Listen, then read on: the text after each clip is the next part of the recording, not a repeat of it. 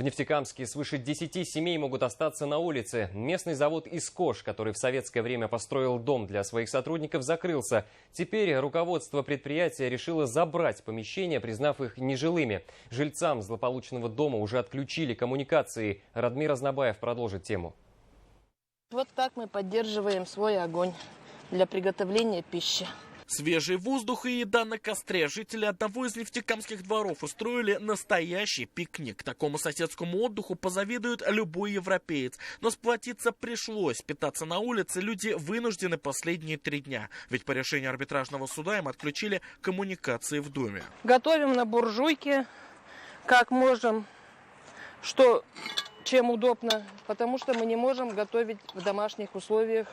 Готовим на весь дом, так как у нас буржуйка одна. Жильцы дома – это прежние сотрудники пожарной охраны при заводе «Искош» и их родственники, которым выдавали эти квартиры во время работы на предприятии. К примеру, Данил Исламов устроился в пожарную охрану «Искожа» в 1984 году. Ему тут же выдали комнату при пожарной части, а затем и квартиру. В день бывало по 24 выезда у нас.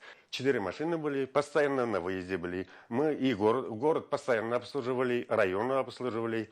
Я сам почти до Татаринского района доехал почти 1 раз.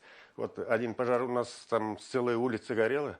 Туда сам ездил. Похожие истории за спинами жильцов еще 11 квартир. В 2014 году пожарная часть при заводе «Искош» была закрыта, а несколько дней назад дом, в котором проживали экс-сотрудники, отключили от газа, электричества и воды, так как владельцы здания, коим является руководство завода, подали заявление о признании трехэтажки нежилым помещением. Акт, приказ, это мы привезли из Москвы, оригиналы привезли. Там указано, что это жилое, строился по проекту.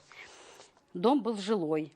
Позже на 4 автомашины. И то, что здесь идут жилые квартиры, жилые помещения, приспособлены для вышки трехэтажных административных жилыми помещениями. Жилыми помещениями. Представители завода на наш запрос ответили письменно. В комментарии говорится, что после ликвидации пожарной части и окончания трудовых отношений жители перестали платить за аренду, а у половины квартирантов есть задолженность по коммунальным платежам. В историю вмешалась городская администрация, которая предложила нефтекамцам переехать во временное жилье. Администрация городского округа город Нефтекамск, представителю инициативной группы граждан на личном приеме было предложено обратиться в администрацию с заявлениями о постановке на учет в качестве труждающихся в жилых помещениях. Противостояние сторон продолжается. Жильцы собираются подавать апелляционную жалобу. Говорят, что готовы терпеть неудобства в ходе борьбы за дом, где живут уже не 1 десяток лет.